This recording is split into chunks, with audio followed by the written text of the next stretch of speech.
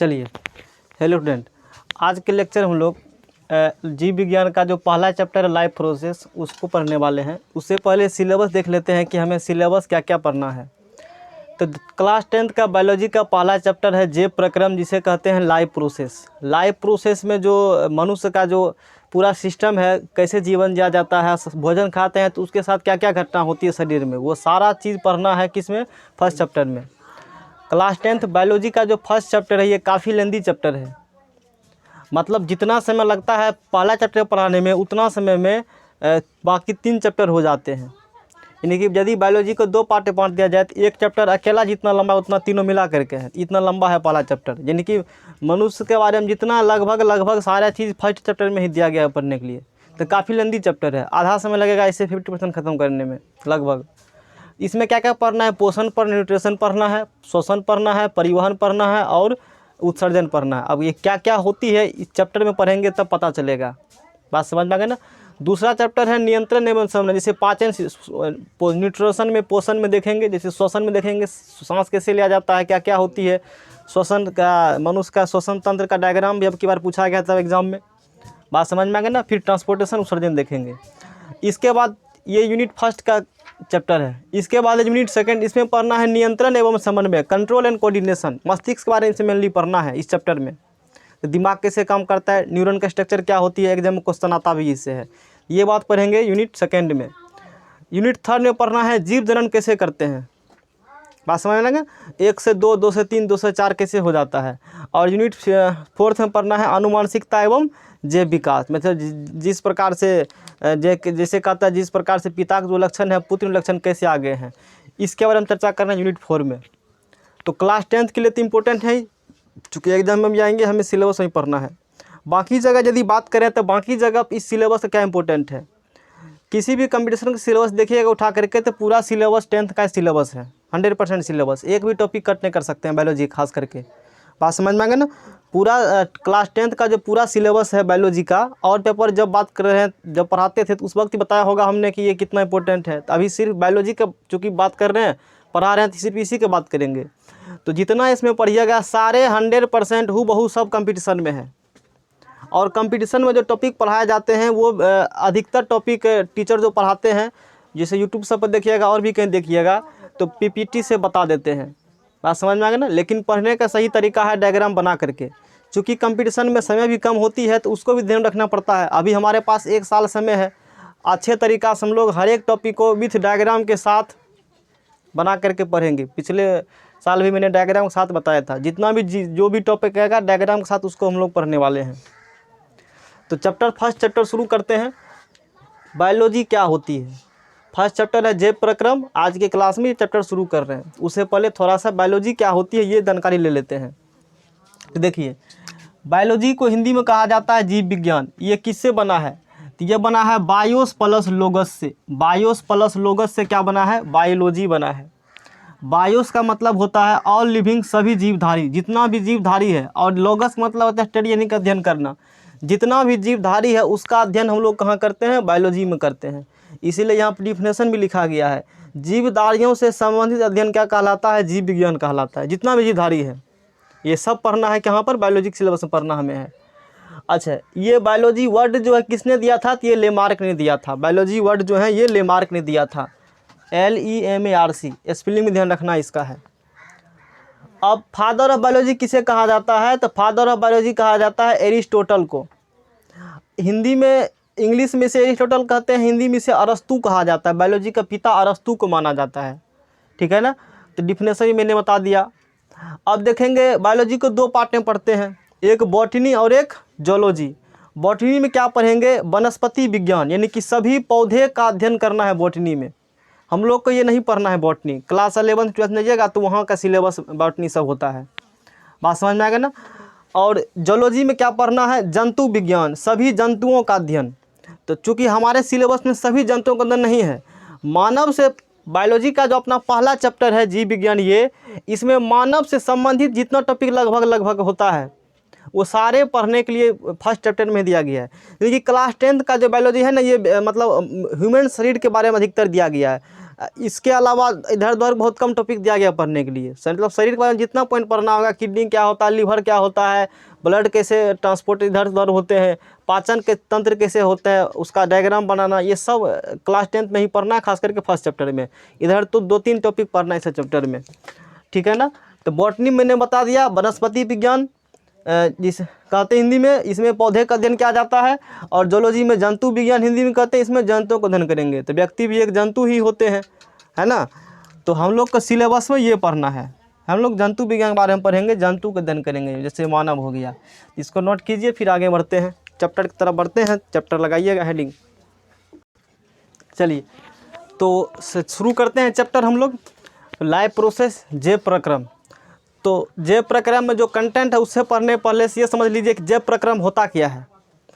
तो जीवों में जीवन जीने के लिए, जो भी जीव है जीवन जीने के लिए आवश्यक सभी प्रक्रम, जीवन जीने के लिए जितना भी प्रक्रम, जितना भी प्रोसेस आवश्यक है उसी को क्या कहा जाता है, जैव प्रक्रम।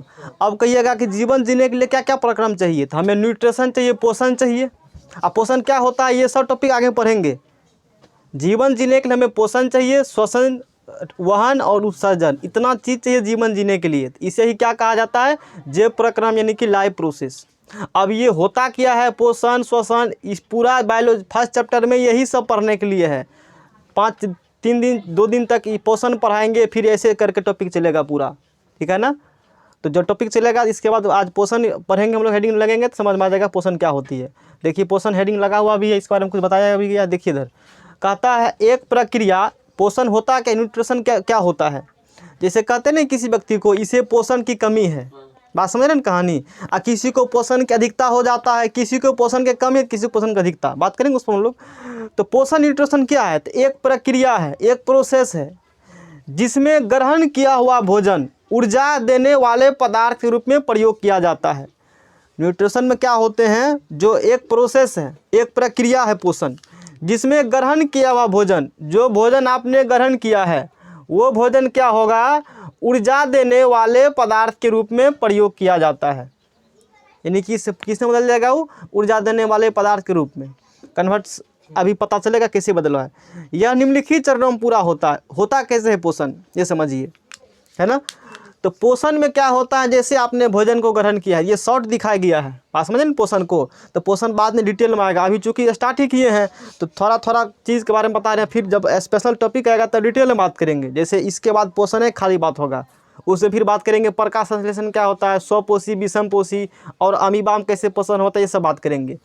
जैसे ये मानव पोषण दिखाया गया है, तो देखिए जैसे होता क्या है, पहले भोजन का आप ग्रहण करिएगा, तो भोजन को जो ग्रहण करिएगा उसे कहा जाता है इजेक्शन, अंतर ग्रहण कहा जाता है।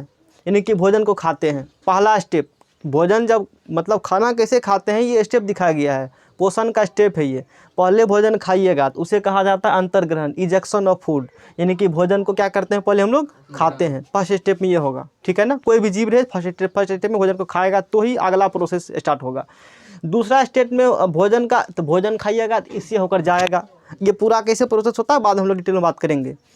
दूसरा स्टेप में होता है भोजन का पाचन, जब भोजन खाइएगा तो भोजन का क्या होगा बताइए, पाचन। अच्छा भोजन के पाचन में क्या होता है, तो ब्रेक डाउन ऑफ फूड, भोजन को तोड़ा जाता है, वहाँ पर कैसे तोड़ा जाता है, कौन तोड़ता है, कैसे होती है, हम लोग बाद में बात करेंगे।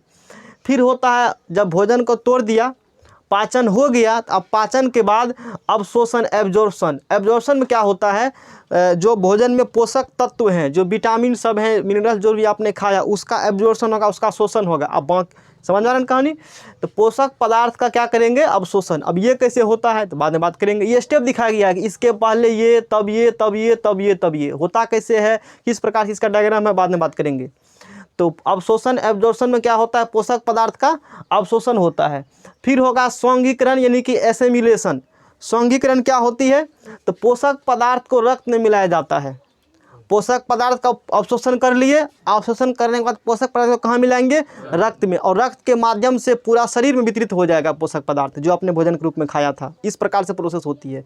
तो तुरंत का प्रोसेस नहीं होने में से समय लगता है ना। अब जब पोषक पदार्थ को रक्त में मिला दिया जाता है, अब जो फालतू पदार्थ बच गया उसे कहते हैं एक्सक्रीशन, उसे क्या कहा जाता है, उत्सर्जन। अपशिष्ट पदार्थ शरीर से बाहर आना, मलमूत्र के माध्यम से उसको हम लोग क्या कर देते हैं, बाहर कर देते हैं। बात समझ में आ गया ना। तो ये एक ओवरव्यू है न्यूट्रिशन का, न्यूट्रिशन किस प्रकार से होती है, बात समझ में आ रही है कहानी। फिर डिटेल में बात होगा टॉपिक में, एक बार मोटा फिर से हम और भी मार देते हैं। पहले भोजन क्या करिएगा, ग्रहण करिएगा। भोजन को खाते हैं तो उसे इजेक्शन ऑफ फूड कहा जाता है। ग्रहण करने के बाद भोजन को क्या किया जाता है, पाचन। भोजन के पाचन में भोजन को तोड़ा जाता है। भोजन जब टूट जाएगा, तो जब भोजन टूट गया तो उसमें से जो आवश्यक पोषक पदार्थ है उसका अवशोषण होगा। समझ में आ रहा है कहानी। अवशोषण जब हो जाएंगे, अब चूंकि विटामिन से अवशोषण हो चुका है, जो भी भोजन आपने किया उसमें जो भी अच्छा चीज़ है शरीर के लिए आवश्यक, उसको मिले लेंगे। तो पोषक पदार्थ को फिर कहाँ मिलाया जाएगा, रक्त में। रक्त के माध्यम से वो कहाँ पहुँच जाएंगे, पूरा शरीर में, जहाँ जहाँ ज़रूरत है वहाँ पहुँच जाएंगे। बात समझ में आएगा ना कहानी। अब जो बच गया फालतू को, जैसे सिट्ठी कहते हैं, तो नीचा से शरीर से क्या हो जाएंगे, मलमूत्र के माध्यम से, गुदा द्वार के माध्यम से शरीर से बाहर हो जाने, उसे उत्सर्जन कहा जाता है। Concept clear. तो अपशिष्ट पदार्थ का शरीर से क्या करना, बाहर करना। इसको नोट करिए, फिर आगे बढ़ते हैं। तो अब पढ़ते हैं पोषण के बाद हम लोग पढ़ते हैं पोषण के प्रकार, ठीक है ना, टाइप्स ऑफ न्यूट्रिशन। तो पोषण को दो भागों में बांटा जाता है। एक होते हैं स्वपोषी पोषण, एक होता है विषम पोषी पोषण। स्वपोषी पोषण यानी कि ऑटोट्रोफिक न्यूट्रिशन, और दूसरा है विषम पोषी पोषण, हेट्रोट्रोफिक न्यूट्रिशन। होता क्या, बात करेंगे अभी, बताएंगे हम। फिर ये पुनः दो भाग बांटे गए हैं, एक प्रकाश संश्लेषण, एक रसायन संश्लेषण, जिसमें से प्रकाश संश्लेषण काफ़ी इंपॉर्टेंट है, बहुत इंपॉर्टेंट है ना। कल बात करेंगे उसके बारे में, प्रकाश संश्लेषण क्या होती है। विषम पोषी पोषण को तीन पार्ट में बांटा गया है। एक होता है मृतोपजीवी पोषण, जिसे कहते हैं सेप्रोफाइटिक न्यूट्रिशन। दूसरा है परजीवी पोषण, पैरासाइटिक न्यूट्रिशन। तीसरा है होलोजोइक पोषण या प्राणी समभोज पोषण। बुक में इसका हिंदी लिखा होगा प्राणी समभोज पोषण यानी कि होलोजोइक न्यूट्रिशन, है ना। तो स्वपोषी पोषण क्या होते हैं, देखिए इसके बारे में यहाँ लिखा गया है। इस स्वपोषी पोषण यानी कि ऑटोट्रोफिक न्यूट्रिशन, इस पोषण में नामे से है स्वपोषी यानी कि स्वयं भोजन बनाएगा। कैसे बनाएगा, देखिए इस पोषण में जीव जो हैं अकार्बनिक पदार्थ, मतलब जिसमें कार्बन नहीं है, जैसे कि जल, सूर्य का प्रकाश, वायु, लवण की सहायता से अपने भोजन का निर्माण स्वयं करते हैं। इंपॉर्टेंट पॉइंट इसमें क्या है, अपने भोजन का निर्माण स्वयं करते हैं। अभी इतना ही समझिए। स्वपोषी पोषण में क्या है, अपने भोजन का निर्माण जो है वो स्वयं करेंगे। तो स्वयं करेगा, भोजन निर्माण कैसे करेगा वो तो नेक्स्ट लेक्चर में पता चलेगा कैसे भोजन निर्माण किया। अभी आपको इतना समझना है कि अपने भोजन निर्माण स्वयं किया तो वो क्या हो गया, स्वपोषी। जैसे कैसे करेगा, थोड़ी सी बात करें तो वो करेगा अकार्बनिक पदार्थ जैसे जल, सूर्य का प्रकाश, वायु, लवण की सहायता से अपने भोजन निर्माण स्वयं करता है। जैसे पूछेगा कौन करता है, तो कहेंगे पेड़, हरे पौधे।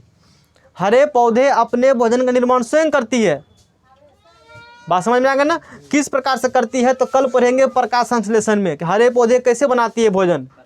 बात समझ में आएगा ना, मिट्टी से लेती है जल, बस, और वायुमंडल से लेकर कार्बन डाइऑक्साइड, और सूर्य प्रकाश की उपस्थिति में पत्ते में क्लोरोफिल पाए जाते हैं, फिर भोजन निर्माण हो जाता है। कल बात करेंगे ये कैसे अपने भोजन निर्माण स्वयं करती है। तो स्वपोषी में भोजन निर्माण स्वयं करेंगे, और विषम पोषी में जीव भोजन निर्माण खुद नहीं करते हैं, मतलब दूसरे पर आश्रित होते हैं। जैसे हम लोग विषम पोषी हैं, हम लोग दूसरे पर क्या है, आश्रित हैं, खुद भोजन निर्माण नहीं करते, यानी कि भोजन सजीव अथवा निर्जीव वस्तुओं से प्राप्त होता है। विषम पोषी पोषण में क्या है, भोजन जो है सजीव अथवा निर्जीव वस्तुओं से प्राप्त होता है। इसको फिर तीन पार्ट पे क्लासीफाई किए गए हैं। तो ये मैंने पोषण को क्लासिफिकेशन अच्छे से कर दिया है। अब बारी बारी से हर एक टॉपिक बारे हम लोग को पढ़ना है। तो एक टॉपिक स्वपोषी लिखा है तो बता दिए, स्वपोषी होता हरे पौधे में और कुछ बैक्टीरिया में। अब कल के क्लास में डिटेल में बात होगा कि प्रकाश संश्लेषण क्या होता है। बात समझ में आ गया ना कहानी।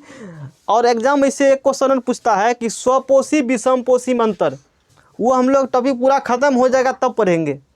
बात समझ में आ गया ना कहानी। जो बोर्ड पर टॉपिक लिखे हुए हैं एग्जाम में पूछा जाए कौन अति महत्वपूर्ण है, तो हम बताएंगे कि प्रकाश संश्लेषण अति महत्वपूर्ण है, इससे अति महत्वपूर्ण नहीं है। इस बोर्ड पर जो भी टॉपिक लिखे हुए हैं, प्रकाश संश्लेषण क्या होती है, उसका रिएक्शन किस प्रकार से होती है, बात समझ में आ गया ना। और भी कुछ चीज़ें हैं प्रकाश संश्लेषण में, पत्ती का अनुप्रस्थ काट का चित्र है, वो कभी काफ़ी इंपॉर्टेंट पूछे गए हैं। तो कल ये चर्चा होगा डिटेल से। तो स्वपोषी सम का भी समझ में आ गया, स्वपोषी पढ़ लेंगे। ये फिर ये थोड़ा सा जानकारी लेना हम लोगों का है, उतना नहीं पढ़ना है। फिर पढ़ेंगे विषम पोषी पोषण, और ये जब पढ़ जाएगा फिर दोनों क्या पढ़ने वाले हैं, अंतर। चलिए आज इतना रखते हैं, आगे कल बात करेंगे। इसको नोट कीजिए।